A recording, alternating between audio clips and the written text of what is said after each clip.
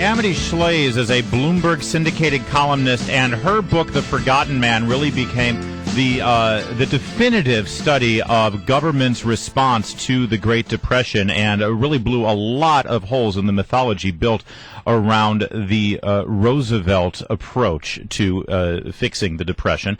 And her latest book now celebrates the president that preceded the Great Depression. That would be Calvin Coolidge, and boy, is it getting some rave reviews everywhere. Amity Shlaes joins us now. Thanks so much for being here, Amity. Good morning. Good morning. What struck me about this book is that there are so many parallels between what Calvin Coolidge was facing as president in his time and what we're looking at right now. And boy, oh boy, the different approaches you saw from Calvin Coolidge versus our president right now. Please explore that a little bit for me. Oh, thank you. Well, I was just listening to you talk about how some Republicans weren't pleased with Chris Christie, the governor from New Jersey, who was getting snubbed, I think he used that word, or dissed because he had asked for aid and hugged the president during a terrible disaster. Coolidge had a parallel experience. There were two disasters, of course. Mississippi flood in the South. That was their Katrina, and one in Vermont. And some governors probably wanted federal aid more, and some wanted less. And he was as president, he was on the conservative side. He didn't even go back to his own state when it was flooded, which was Vermont, to make the point that we got to be cautious about federal subsidy in emergencies. Wow, that's a huge difference. And was he under a lot of political fire over that? Is that one of the reasons why he chose not to run for re-election? Not quite, but close, right? Absolutely. In fact, Thaddeus Caraway, a senator from the South, said, well, if his region ever flooded, boy, he would go. I'm paraphrasing. He would call a special session, is what Caraway said.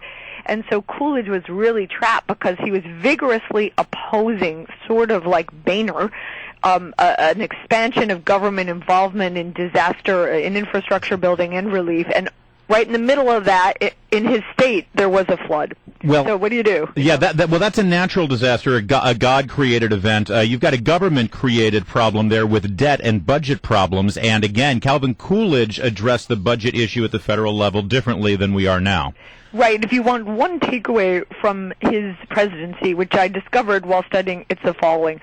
Coolidge served 67 months. And when he left office, the federal budget was lower than when he came in. Wow. So we all said, like, oh, is that real? Is that nominal? It's real, it's nominal. They didn't have inflation.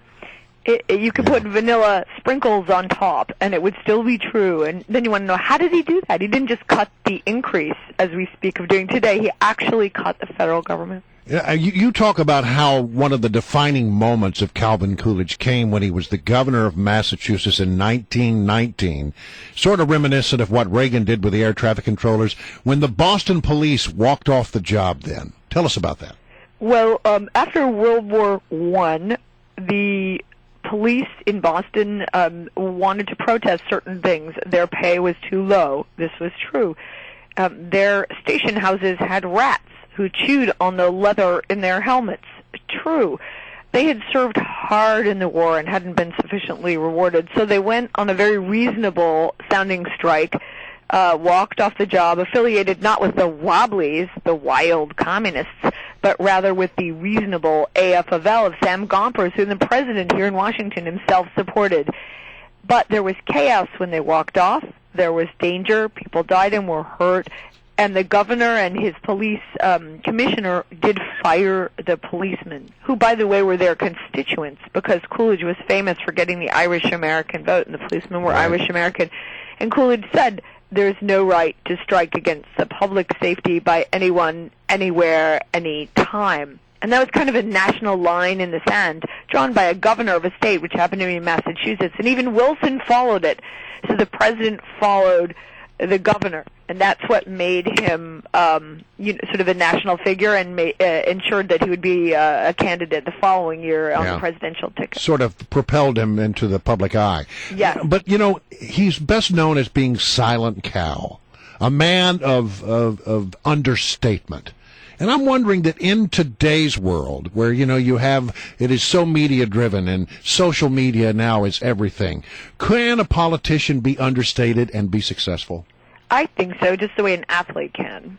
We don't always listen to the words of athletes. We just watch what they do. I do think so. We have a sort of sick cycle. Sick might be too strong a word, but we have a bad cycle in which the media tell the politicians they have to dumb everything down and pander, and the politicians say, I can never get elected if I don't dumb everything down and pander.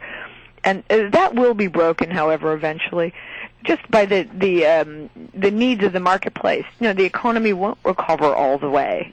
Mm-hmm. You can't give people something forever. You can't just hand out entitlements forever. The government can't afford it. And that reality will break in, say, through the credit rating in the United States, through enormous interest rate increases that will eventually come, and then the people will be in the mood for someone who's more action than chatter. Your first book was The Forgotten Man, and I think that it's fair to say that Calvin Coolidge, up until just a couple decades ago, was sort of the forgotten president of the 20th century. It wasn't until Ronald Reagan sort of put focus back on Coolidge that people started to get sort of a new retro interest in Calvin Coolidge. Talk to me about the parallels between Reagan and Coolidge and how they were similar. Yes.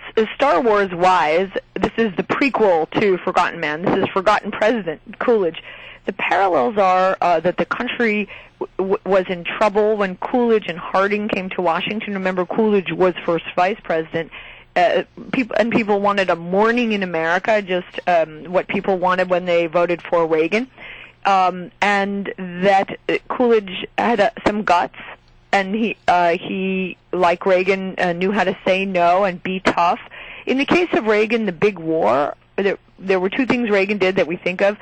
One was he cut taxes to 28%. Well, Coolidge Reagan won better and cut taxes to 25%, and wow. 25. That's the gold standard tax rate that Kennedy and Reagan and the Bushes looked at when they studied what to do with taxes, the Coolidge rate.